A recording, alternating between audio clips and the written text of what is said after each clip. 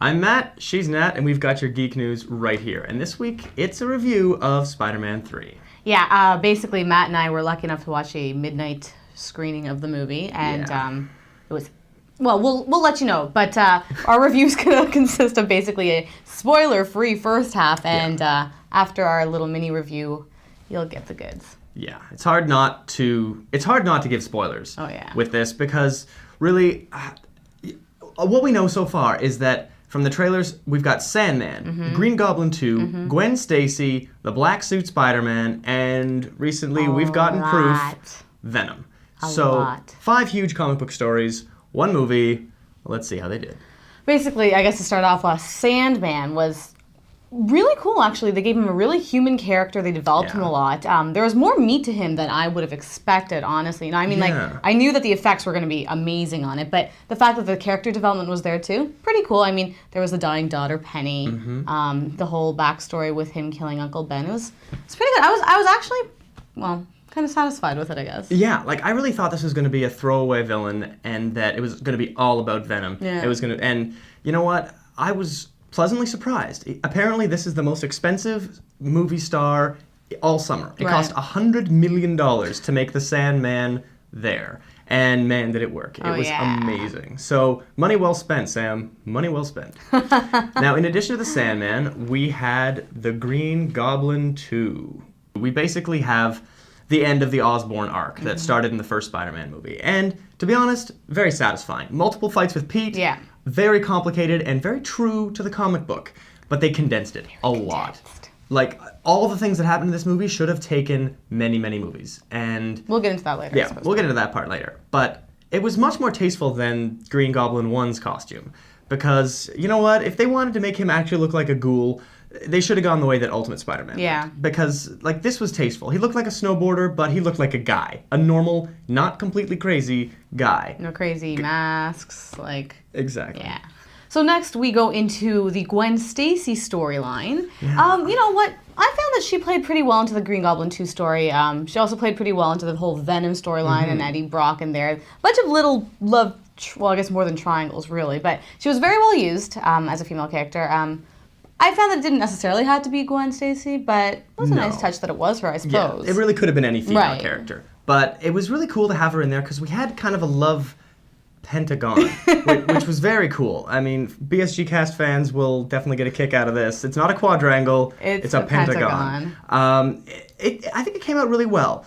You're right, it didn't have to be Gwen. No, but didn't have you know to, what? If it was going to be somebody, may as well be Gwen. And I have to say that Dallas Bryce Howard did a pretty good job. I was pleasantly surprised with how she turned out. Yeah, she was hot. I guess that's what I was pleasantly surprised in about. Lady in the Water, you never would have expected it. In any Shyamalan things, he's in Village. No, she's always like really interesting looking, right? But in this, she was and really normal. But she was smoking hot in this movie. Way to go! Yeah, I'll be looking out for her.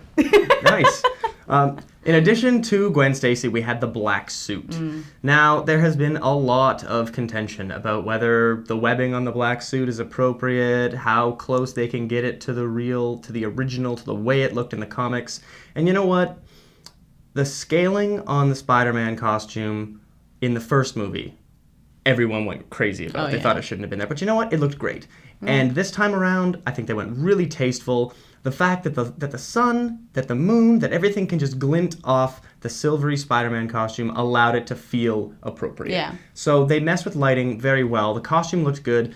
The storyline was very condensed. Again, they just had, the standard alien from space thing. There wasn't much explanation to it, actually. No, but they really couldn't have done the way that it was in the comics. It would have taken so long. Yeah. So, you know what? They did a good job. It paid off well. You kind of forget about the symbiont for part. Like, it totally takes a back burner, and then it comes back. Yeah. So there were a lot of threads going through with this. All in all, I think I liked the way it impacted Peter Parker's character as well. Leaves a dry taste in my mouth. Okay, well, she really... Okay, well, what's your problem? Well, no, I understand how it takes over him, and it emphasizes the aggression and all that kind of stuff, but emo Pete, like... It was a little extreme. Oh, God. Honestly, I just couldn't take it. I couldn't take it. And yeah. It was a little weird. It's just little details, really. It's nothing major. I'm sure it doesn't like affect the story or anything like that. But it's just personally, I found it cringeworthy. I thought there was some absolutely cringeworthy. Like, Sam Raimi treated it so well with the shots from the hip. Like that was funny. It was definitely comedic. But I'm just saying, personally, just Tobey Maguire, emo, and the black eyeliner with no explanation of how it got there. That was a little weird. Gotta admit. Sorry. Okay, well. Now, from Emo Pete, we have the Venom storyline. It introduces Topher Grace as Eddie Brock, which is pretty good. Initially, I have to say I was a little, Topher Grace, but... He sells it, though. He totally sells Eddie Brock. His character is freaking hilarious, and he's good as the Venom, I found. And, the Eddie versus Peter thing that we have going on. Yeah, very, very good. Very, very good job of building a adversarial relationship in very little time. They did not share many scenes, but it worked. It really worked. Again, the whole condensed thing. A lot of this movie was condensed. It was really true to the comic. And you know what? The preview that we had of the bell tower scene was cool, but it's cooler in the movie. There are a few little shots that they took out, and they are magical, magical shots. So if you haven't seen this movie yet, go watch it. Because overall, great movie-going experience, lots of fun. Bruce Campbell. Oh, okay. Gosh. If you're a real geek, you're waiting for the Bruce Campbell bit, and man, is it good. It is really good. Laughing hilarious. In the theaters good when cameo. he came out. So yeah, go see it, and then you can watch the second half of our trailer because we're about to explain what we wrong. think went wrong with Spider-Man 3. And in a word, Venom. I'm sorry. Now don't get me wrong. Venom looked awesome. They spent so much time getting the look of Venom down. Fantastic. Oh, great style. His face. Oh, well executed. Yeah, like there are a lot of ways. And they made it big too. Yeah, there were a lot of ways to make Venom look really stupid. Yeah. But they really took care to make him look right. My problem is with Venom's storyline. Right. It's so rushed, so underused, and people are gonna hate me for this, but it gives me shades of Bane in Batman and Robin. They take a huge character and just trivialize him. Yeah. Trivialize him. There was no chance to get to know the symbiote. That really bothered me, actually, because I in the comics I found that story so interesting. Yeah, absolutely. And in this movie, it's just they just completely go through it. They don't really explain it. Partway through, you don't even remember that the symbiote has any kind of consciousness. They don't. They completely relegate the symbiote to a weapon. Yeah. It's as if he has no mind, as if the symbiote isn't alive. Yeah. It's just a parasite. A parasite. That's exactly it. They make it seem like it's under humans, right? Exactly. A parasitic blob. And you know what? The main point where this takes away from the movie is the moment between Eddie belching in pain as he's being taken over by the symbiote and him flying through the rooftops, web-slinging with ease like a pro.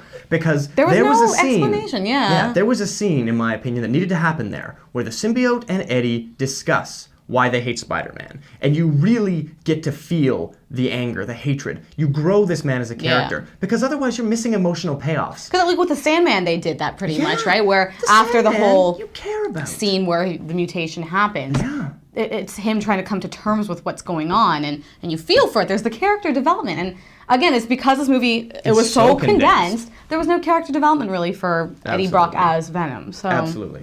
And you know what? Another thing that bothered me is, Eddie Brock can sound like Topher Grace. Fine. But Venom does not sound like Foreman from That 70s Show. When you see those speech bubbles, this guy does not talk like Topher Grace. I'm sorry. He has the voice from hell, okay? That's what Venom sounds like. He doesn't sound like Topher Grace. A man with this maw? I'm sorry. Didn't work for me. And Venom is not an I.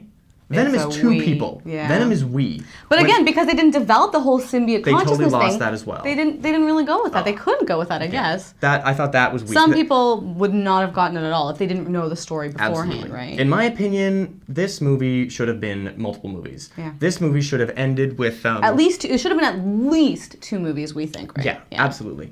And that would have allowed the ending to be a bit more impressive, I think. Because you know what? There's a little rule in comic books. No body, no death. So in my opinion, Venom is not dead. Yeah.